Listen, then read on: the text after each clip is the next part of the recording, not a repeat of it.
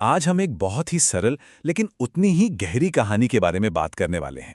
ये कहानी है हमारी खामियों की, हमारी अपूर्णता की, और ये हमें सिखाती है कि कैसे हमारी सबसे बड़ी कमजोरी ही असल में हमारी सबसे बड़ी ताकत बन सकती है। तो चलिए इस कहानी में उतरते हैं।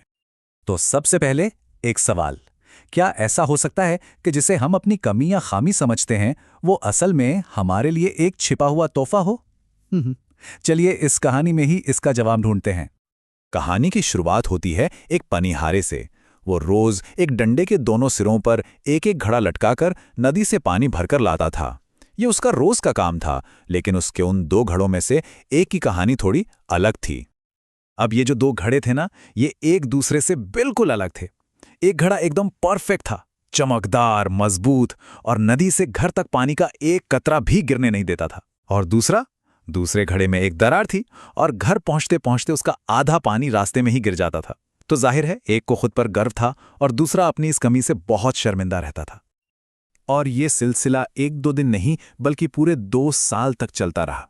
हर दिन वो परफेक्ट घड़ा अपनी काबिलियत पर इतराता और बेचारा फटा घड़ा अपनी नाकामी के बोझ तले दबता ही चला जाता।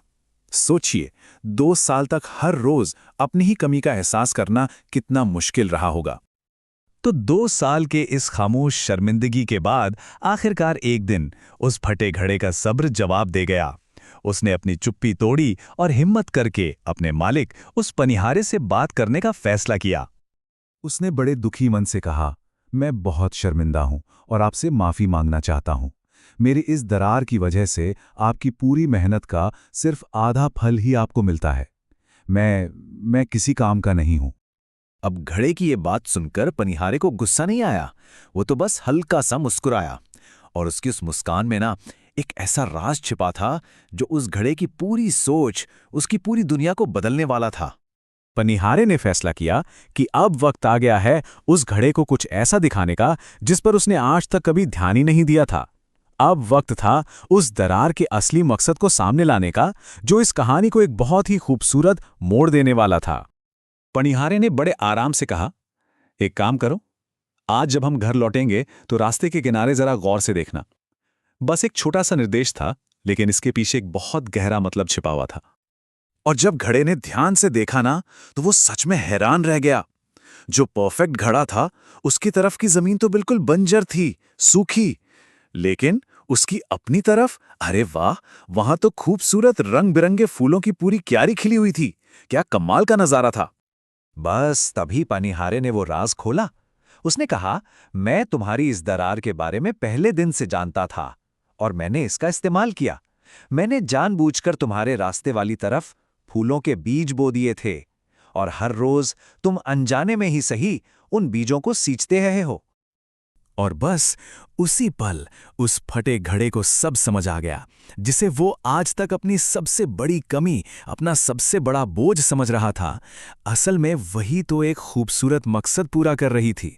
उसकी वो दरार बेकार नहीं थी, बल्कि वो तो ऐसी खूबसूरती बना रही थी जो वो परफेक्ट घड़ा कभी नहीं बना सकता था। तो इस कहानी से हमें मिलता क्या है? देखिए, ये सिर्फ एक घड़े की कहानी नहीं है, ये कहीं ना कहीं हम सब की कहानी है। हम सब अपनी कमियों को, अपनी खामियों को दुनिया से छिपाने में लगे रहते हैं, पर यह कहानी हमें उन्हें एक बिल्कुल नए नजरिए से देखने को कहती है।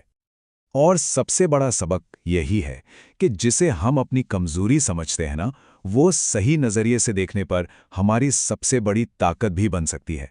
सब कुछ बस नजरिए का खेल है। जरा सोचिए इस बारे में। कोई अगर बहुत इमोशनल है तो लोग उसे कमजोरी कहते हैं, पर असल में वो गहरी एम्पैथी या सहानुभूति हो सकती है। जो बार बार फेल हुआ है वो दूसरों से कहीं ज्यादा हिम्मती और सहनशील बन जाता है। और जिन्हें लगता है कि वो दूसरों से अलग हैं, अक्सर उन्हीं के पास दुनिया को देने के लिए कुछ खास, कुछ अनोखा होता है। इसलिए खुद को टूटा हुआ नहीं बल्कि खिलता हुआ समझना जरूरी है। हमारी यही खामियां हमें वो बनाती हैं जो हम हैं। ये हमें यूनिक बनाती हैं और आगे बढ़ने में हमारी मदद करती हैं। और आखिर में एक बात हमेशा याद रखनी चाहिए, इस दुनिया को परफेक्ट लोगों की जरूरत नहीं है, इसे जरूरत है असली लोगों की, जो अपनी खामियों को अपनाकर पूरे दिल से जीते हैं। तो चलिए आज इस सवाल के साथ इस कहानी को यहीं रोकते हैं कि हमारी अपनी दरारें, हमारी अपनी कमियां जाने अनजाने किस खूबसूरती को सींच रही हैं। वो कौन सी बातें हैं जिन्हें हम अपनी खामी समझकर छिपाते हैं, जो शायद हमारे और हमारे आसपास की दुनिया के लिए कुछ बहुत अच्छा कर रही हों।